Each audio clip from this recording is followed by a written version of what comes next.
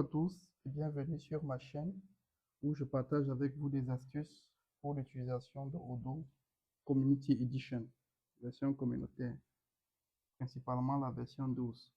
Dans ce tutoriel, nous allons nous intéresser à la solution hôtel. Comment utiliser Odoo pour pouvoir gérer nos différents hébergements. Donc, ici, nous nous inspirons d'un site d'hôtellerie. Bon, on a fait avec du Odoo.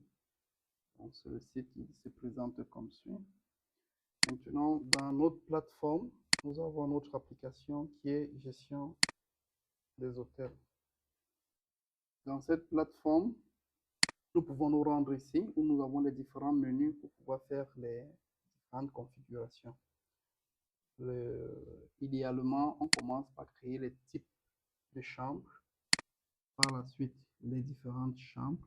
Quand on est dans les types de chambres, on a juste le nom à mettre et s'il appartient à une autre catégorie précisée, ça permet de créer une certaine hiérarchie. Ensuite, nous avons les chambres. Une chambre, c'est tout ce qui peut être loué. Et pour une chambre, nous avons son type, qui est sa catégorie, sa capacité, il peut accueillir combien de personnes. Si il est situé à un étage, il est à quel étage? Ça, on peut créer les différents étages aussi ici. Le manager de la chambre, c'est qui? On peut définir le manager ici. Si nous avons des taxes, nous allons mettre la taxe ici. Principalement à la vente, c'est ici que nous allons mettre la taxe. Ensuite, nous avons le menu commodité qui va permettre de pouvoir renseigner si jamais nous avons des équipements dans cette chambre. Ça permet d'augmenter le prix de location de la chambre. C'est différentes commodités. Ici, nous avons par exemple le frigo. Nous pouvons avoir peut-être un lit massant, ainsi de suite. On peut lister toutes les commodités qu'on peut avoir dans notre système. Ensuite, nous avons ici le prix de vente qui est très important. Et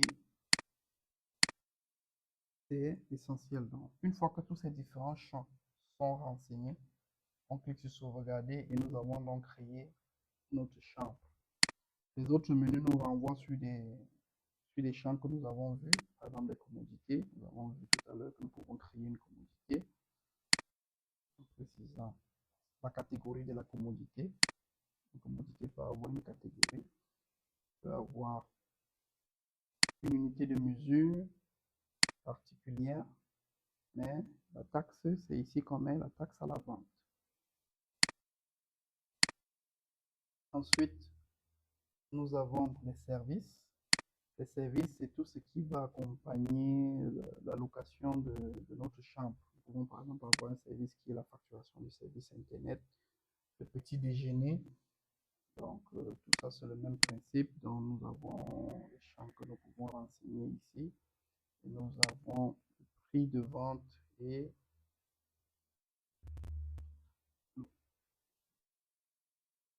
bon, principalement, c'est ça. Et ici, il est important de préciser que c'est un service. Dans le cas où c'est un service, c'est bon d'être cohérent. Un type, on met aussi service. Donc, ça, c'est l'essentiel. Bon, la partie plat, c'est pour la gestion des restaurants, le type de plat. Donc, pour le menu restaurant ici, que nous n'allons pas vraiment présenter dans cette vidéo. Pas, nous avons les tables et les étages. Ce n'est pas vraiment l'objet de cette courte vidéo. Ici, nous avons le résumé des réservations. Ça nous permet d'avoir une vue sur un mois de nos différentes occupations de nos différentes chambres. Donc, nous pouvons réduire la période ici, nous pouvons venir dire que bon, nous voulons voir uniquement une semaine par exemple et ça nous affiche. Donc là, ça met uniquement 2 lignes parce que nous avons créé uniquement 2 chambres dans cette base-ci. Maintenant, comment on fait les réservations? Dans une précédente vidéo, nous vous avons montré que nous pouvons avoir des leads à partir de notre site web. Une fois que nous avons eu un lead, il est venu sur notre site web, il a renseigné sa fiche où il a dit qu'il voulait venir chez nous, il a renseigné sa fiche. Une fois qu'il a sauvegardé que c'est dans notre plateforme, nous pouvons donc venir ici maintenant créer, pardon, nous pouvons venir ici créer maintenant la réservation de notre client. Nous allons venir ici, nous allons sélectionner le client. Tous les champs sont préchargés. Ces champs ne sont pas véritablement importants, mais les champs importants, c'est à partir d'ici. Nous allons dire que cette personne vient, il va venir, prenons un jour libre du 22 au 27, par exemple. Et il sera seul avec peut-être son fils. Et maintenant, il a choisi, par exemple, la T2. Et on se regarde. Le système, il est important de souligner que le système fait un contrôle. Si le nombre de places ou alors si la chambre est déjà occupée sur cette période-là, on ne verra pas, il n'y aura pas de proposition. Donc si je veux faire la démonstration, je choisis par exemple ici le 22, j'enlève ça et je cherche T2. On ne me propose rien parce que j'avais déjà réservé, j'avais déjà fait une réservation sur cette période-ci. Je reviens donc T2, je remets ma valeur, je sauvegarde donc. On a ça. Si je reviens dans mon résumé, on voit qu'il n'y a pas de changement.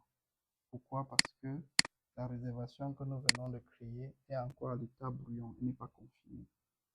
Donc maintenant, si on a une politique qui consiste à confirmer la réservation uniquement lorsque la personne a fait le paiement, nous pouvons envoyer un lien de paiement à la personne fait le paiement, et maintenant nous venons dans le système faire la confirmation. Quand je confirme, si je reviens dans le résumé, maintenant nous venons ici, nous voyons que notre chambre est bel et bien réservée. Maintenant, lorsque je reviens sur les réservations, maintenant, ça, nous allons entrer dans le jargon de l'hôtellerie. Nous allons donc créer un folio. Le folio, c'est quoi? C'est comme une sorte de résumé d'ensemble des choses que va avoir l'ensemble des dépenses que va, comment je peux dire ça? Toutes les opérations que va faire notre, notre client au niveau de notre hôtel. Donc, si j'ouvre son folio, par exemple, là, pour le moment, la seule chose qu'il a fait, c'est qu'il a pris sa chambre d'hôtel. Le calcul est automatique sur la période par rapport au prix. Donc, le système a automatiquement déterminé le montant total de sa facture. J'ai oublié excusez-moi, j'ai oublié de vous montrer comment on pouvait envoyer cette, on va créer un autre cas rapidement là. On devait montrer comment envoyer cette facture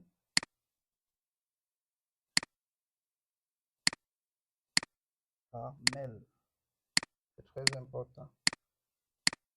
Que quand j'ai confirmé la réservation, j'ai envoyé la réservation par mail. Donc, lorsque j'ai enregistré le contact, j'ai pris le mail de mon client, donc il va recevoir ce mail qui présente, qui résume un petit peu la situation. Donc, ce mail est personnalisable à souhait. Dès qu'on va cliquer sur envoyer, la personne va effectivement recevoir le mail avant qu'on va maintenant cliquer sur créer le folio et on pourra faire donc la suite. Donc, continuons là où on s'était arrêté. Sur un folio, je peux maintenant venir dire, bon, il veut, en plus de sa chambre, il veut prendre certains services. Par exemple, il va prendre Internet. On ajoute Internet à son service. On sauvegarde et on voit que la facture globale est impactée du service Internet. Donc, une fois que la personne, disons qu'il arrive en fin de séjour, on va valider la vente. vous dis que on clôture les opérations. Et maintenant, on pourra créer une facture. On clique sur créer la facture. Et cette facture-ci, maintenant, quand elle est faite, quand on a créé la facture, nous pouvons voir la facture apparaître ici. Ou en cliquant là, on va se rendre directement sur la vue des factures. Et on peut maintenant valider notre facture. Quand on a validé la facture, on peut aussi envoyer la facture directement à notre client. Il va recevoir une fois de plus par mail. Et on peut imprimer notre facture pour voir à quoi elle ressemble. Si la personne est dans nos locaux, on a une imprimante, on imprime en cachette et la personne peut faire donc le paiement et régler sa facture. Ça, c'est dans le cas où le paiement est fait à la fin. Sinon, si le paiement est fait au début, il aura payé avant.